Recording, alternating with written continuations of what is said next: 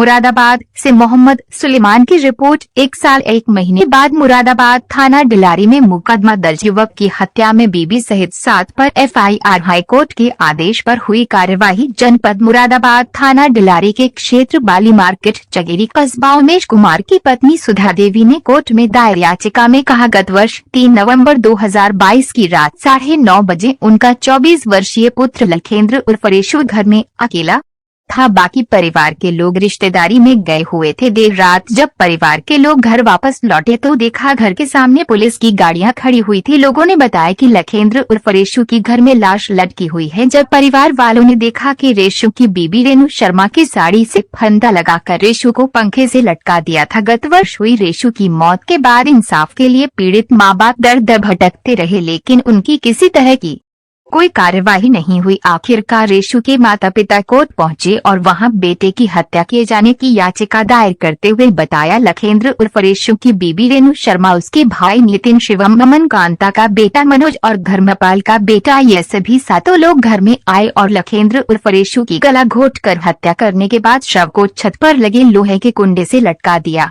High court के आदेश पर 1 साल 1 महीने बाद पीड़ित मृतक की मां सुधा देवी को इंसाफ मिलने की उम्मीद जागी है। थाना डिलारी पुलिस ने मृतक रेशु की बीबी सहित सभी आरोपियों के खिलाफ हत्या की धारा 302 में मुकदमा दर्ज कर लिया है। मृतक रेशु के परिवार वालों ने बताया कि रेशु और रेणु शर्मा के 2 बच्चे हैं, लेकिन शादी के बाद दोनों में आए दिन किसी न किसी बात को लेकर झगड़ा आपस में रहता था। रेशु की बीबी कई बार उसे भाइयों से उसकी हत्या कराने की धमकी भी दे चुकी थी। हत्या के मामले में दर्ज एफआईआर की जांच का काम थानाध्यक्ष पवन कुमार को सौंपा गया है। जब थाना डिलारी पुलिस सभी आरोपियों के घर पहुंची तो सभी आरोपी मौके से फरार मिले।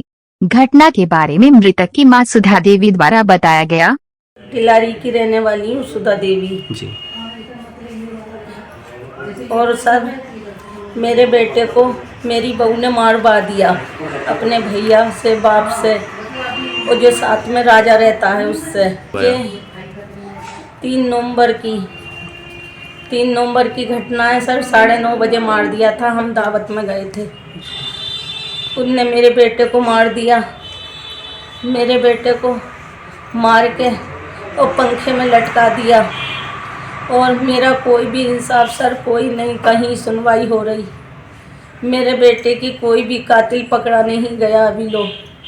मैं सुधा देवी फूलमाली सबसे विनती करती हूँ, हाथ जोड़ के, मेरे बेटे के कातिलों को बड़ी से कड़ी से सजा दी जाए। सर, यहाँ से तो मुझे बस ये कह देते हैं पोस्टमार्टम रिपोर्ट आएगी जब कार्रवाई करेंगे। मेरी कोई कार्रवाई यहाँ नहीं हुई है, और मैंने ज़्यादा परेशान होकर कोर्ट से किया है। वहाँ से मेरे थोड़ी सुनवाई हुई है। अब पता नहीं होगी, जिन्हें नहीं होगी। मेरे बेटे के कातिलों को पकड़ा जाएगा, जिन्हें नहीं पकड़ा जाएगा मैं जानती नहीं। कोई भी ऐसी चीज़ नहीं है सर, मेरे लिए इंसाफ मिलना चाहिए। हाथ जोड़ के विनती करती हूँ, मेरे लाल के कातिलों को बेटा जिस प्रकार से मार दिया, और अभी लोग कोई इंसाफ मुझे अभी लोग नहीं मिला है। मैं इंसाफ चाहती हूँ सर, इंसाफ चाहती हूँ। मैं हाथ जोड़ के विनती करती हूँ, मुझे इंसाफ मिलना चाहिए।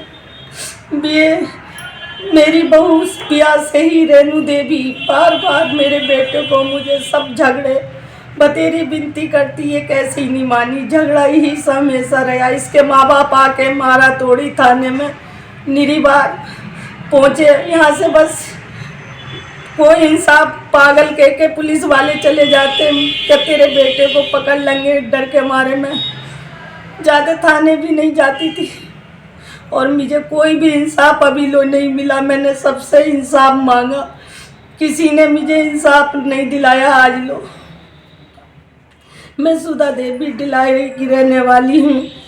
मैं अपने बेटे के लिए इंसाफ बार बार थाने में गई, बार बार कह दी पोस्टमार्टम रिपोर्ट आएगी जब ये एफआईआर करेंगे मेरी। आज लोग कोई एफआईआर दर्ज नहीं करी गई है।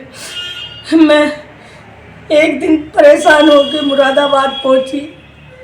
एक ने मुझे बताया कि वहाँ जाके कोर्ट से करो, तो मैंने वकील के द्वारा कोर्ट से किया है काम, तो थोड़ी मेरी सुनवाई हो रही है। अब मैं नहीं चाहती क्या होवे क्या ना होवे। मैं मैं सबसे हाथ जोड़ती हूँ, मेरे बेटे के कातिल को पकड़ा जाए और मुझे इंसाफ मिले। मैं सुधा देवी फूल माली